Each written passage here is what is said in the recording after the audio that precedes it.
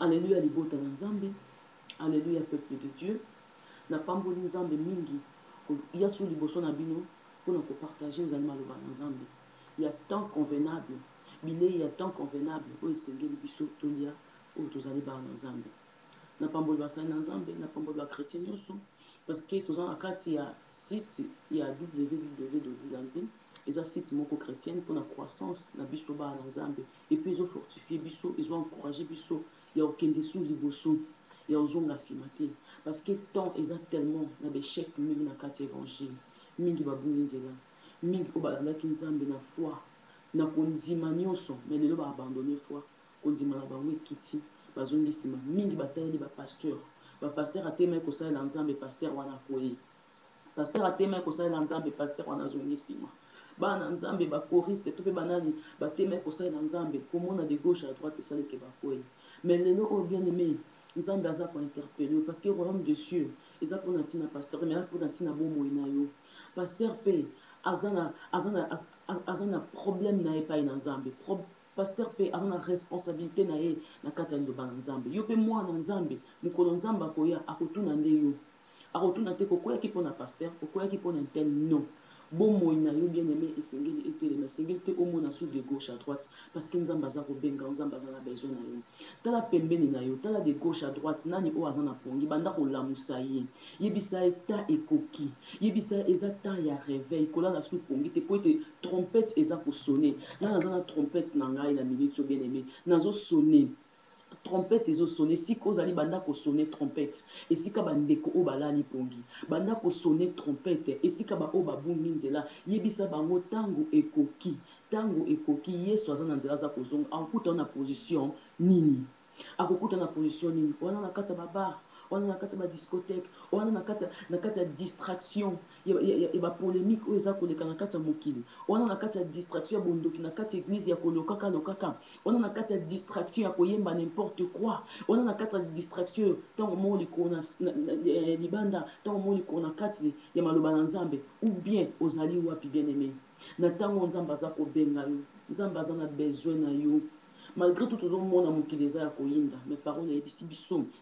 le monde entier est sous le pouvoir du malin. Toi, na kati ya pouvoir moko diabolique. Mais biso ba na nzambe, tozo longa na nzela maloba na nzambe. Tozo kende liboso soki tosimi nzambe makasi to s'accrocher na parole de Dieu. Nde ça ke to kende liboso. Yango bisika yo zwa mi bien aimé, sonnez trompette.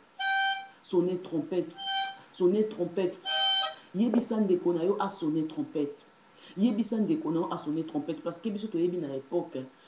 bato bande kolamuka ntongo bazolamuka ntongo bazokende koevangelize bazolamuka ntongo bazokende koteya sango malamu bazoganga na babalabala boya yesu alingi kozonga lelo oyo ezonga mpe la même chose bocontinue ya koganga na balabala bolemba te po ete yesu wana alingi kozonga diable azoya kofatigue bino azoya kolembisa bino na nzela babiloko ebele me nzambe wana aza na besoin na bino mpona okeye mosika te toza na livre na biso ya apocalypse 17 verset 1 pour tous un peu bref to mema vidéo moulaïté bien aimé to koloba en bref mais si kozali zo livre na yo zo bible na yo fongola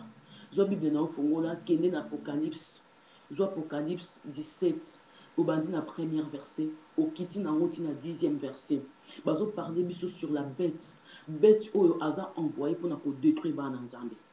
bazo parler biso sur la grande prostituée oyo avandi likolo na bête pour na ko séduire libota na nzambe mingi baza séduit à travers la grande prostituée, à travers Betwana. Mais pourquoi bien aimé? Parce que tous en attendant moko ya suka.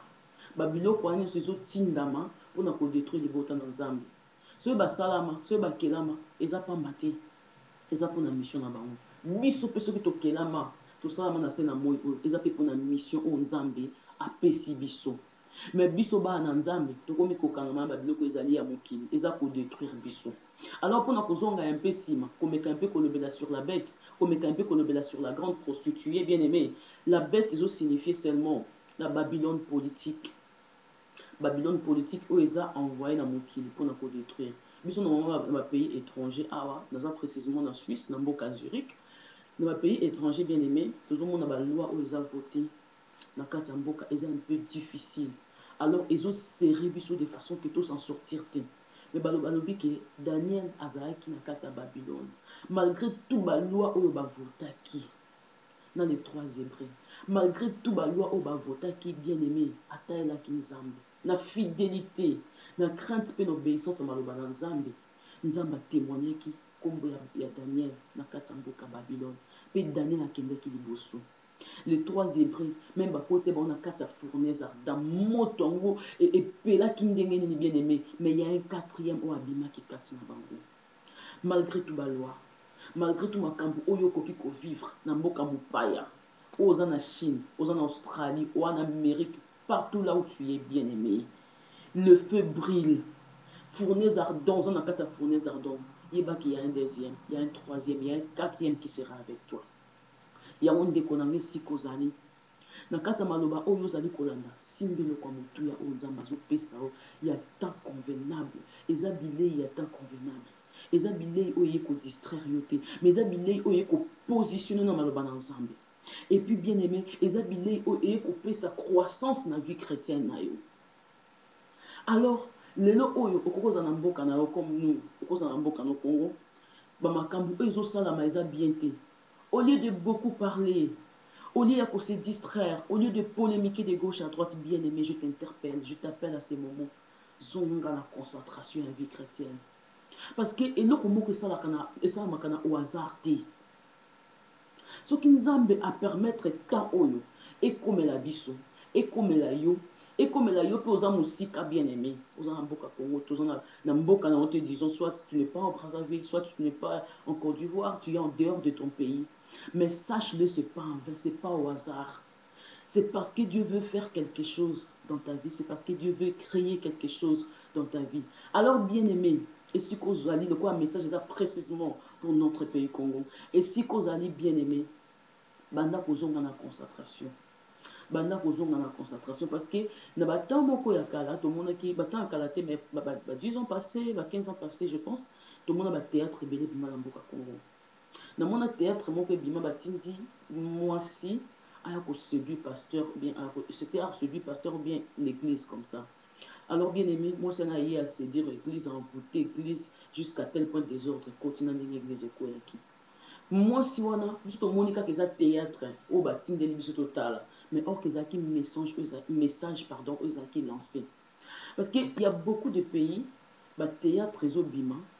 même na kati ya mboka na biso comprendre te ke eza kaka eza théâtre kaka te mais eza ba message oyo bapesa biso ya temps po toyeba kocomprendre temps nini tozali mpe eloko nini elingi osalama tozala prudent vigilant to faire attention mais biso tozomona kaka non eza eloko moko keno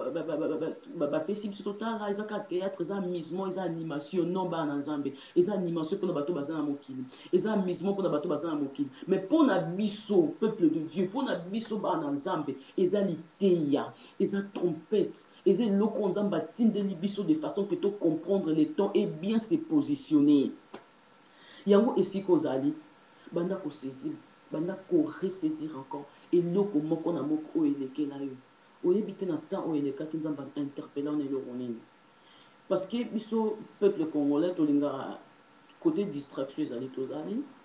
côté pe concentration ezali tozali soki ya un temps réveil ekoti ya baprière omona bato nyonso bakoti na réveil ya prière soki mpe ya un temps distraction ekoti bato nyonso bake na distraction etikalaka na pe des gens oyo batikalaka mwa moke positionné bazotala bazalaka mingi te mais mingi bakendaka mais na minute oyo bien aimé yo oyo okendeki banda kozonga po ete betisi akotaki ezalaki annonce na bato ebele mpe Nzambe atalisi yango na basigne ebele même na kati ya baeglise baprophétie ebima bamatei ebima soki Nzambe aye kobimisa bino ntina na batéâtre parce que bolingaka bien bozala animé Nzambe aye tina batéâtre na babiloko ebele abimiseli bino babiloko kilikili mpo bocomprendre temps mais jusqu'à tel point bocomprendre kaka te tokweyisami na makambo ezali ya pambapamba batindi susu la grande prostituée tozomona vent ya grande prostituée eza déjà annoncé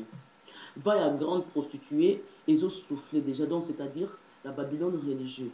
Alors, Babylone religieuse, pourquoi Babylone religieuse? Parce que Ezoya, on a annoncé christianisme. Donc, antichrist, disons. Batumi minatan, bakomi Jésus-Christ, azalaki mundele, soki toke un peu musika, biso nzambe na biso, azan nzambe ya simo kimbango, biso nzambe na biso, azan nzambe ya boye, bat na batu bakomi ba nzambe na bango.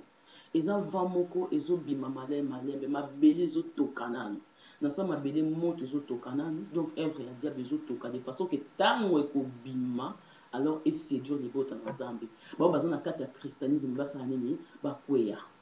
mpe mingi bien aimé na kati na ntango oyo bayebi kosala nini bayebi kozonga lisusu nsima mingi bien aimé na kati na ntango oyo bazomona vent wana te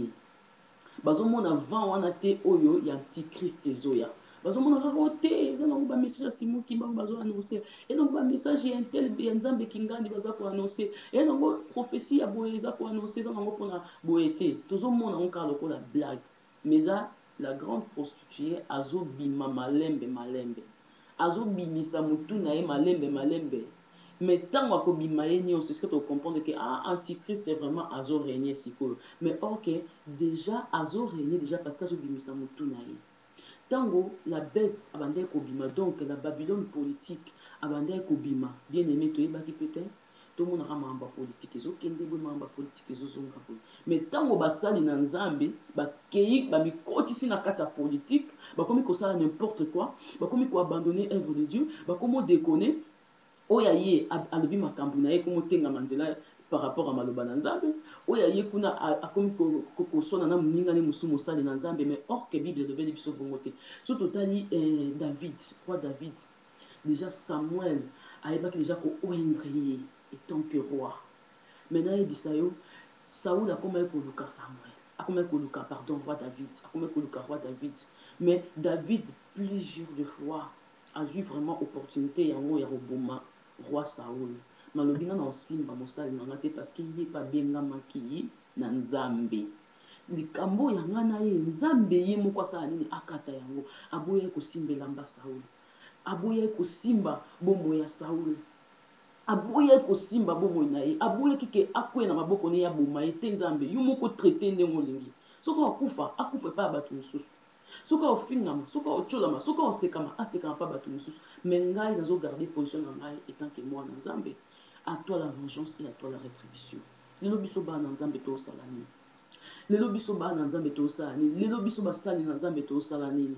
ntango omoni moninga mabe yo mpo oleki na télévision oleki mpe na chaîne na yo bandi koloba n'importe quoi sur l'autre biso mpe bana nzambe ntango omoni mpo olobi n'importe quoi bien sûr makambo mosusu eza mpona kozongisa basali na nzambe to mpona kosala boye mais la façon tozomemela yango ekomi so mpona kozongisa te ekomi mpona kodistraire libota na nzambe yango toleka te na batelevizio toleka te na bachaîne mpona koloba n'importe quoi mais ntango tozoleka toloba eloko ekoki kofaire croître vie chrétienne na bato toleka mpona koloba eloko oyo ekoki kofaire prospérer ekoki kopositionne bato na vie chrétienne alors biloko mingi ekomoleka ezodistraire libota na nzambe bana nzambe mingi bisika bozali bozoyeba te ke ezodistraire bino bozoyeba te ke eza bakomba moko spirituel bozoyeba te ke eza baenvoye ya bête baenvoye ya grande prostituée déjà na temps ya bête oyo abengami na babylone politique libota na nzambe na congo tokwei sikoyo après 3 ans na écart à 3 ans 5 ans bien aimé la grande prostituée donc mwasi wana vraiment oyo avandi likolo ya bête azoya oyo aza antichrist parce que azonimisa mabele bozomona déjà beko ezoyokana oh Jésus-Christ n'est pas ceci, oh Jésus-Christ n'est pas cela, nous avons notre Dieu, nous avons notre prophète, nous avons celui-ci, nous avons celui-là. Déjà ils ont annoncé beko déjà ils ont annoncé bien aimé wana eza koya ya grande prostituée siko na grande bête tokwei oza politique a régné à dominer sur biso soki aye ayaki te kepo adominer sur biso ayaki mpo asala mission na ye na ndenge na ye mais biso bana nzambe lokola daniel na kati ya babylone pepe yaki eza temps molimo etelemi bandi kobouge mais biso etanke bana nzambe totelemi tosimbi ceinture mopepe ezobouge mama na ngai papa nango oza na kati ya bato mopepe ezobouge mopepe ezoningisa makasi yo osala nini otika mpo kwea non okosimba mpo batela bomoi na yo eza lokola spiritualité na biso ntango mopepe ezobouge tozosimba liloba na nzambe tozosimba parole de dieu mpo tokwea te ndenge ozobatela bomoi na yo okwea te mopepe ezoningana physique na yo ekwea te ndenge obatela mpe corps spirituel na yo mpe ekwea te mais bana nzambe mingi bazobatela oyo bango ezali ya nzoto oyo ezali spiritualité bazobatela te sikoyo mingi basali na nzambe batikali bolumbu na balabala bazwi mpe baconstruire botel na bango debale na balabala na kati ya mboka congo bien aimé esika koleka eza te soki nazoloba bocomprendre prophétiquement parlant bocomprendre yango na ndenge na biso te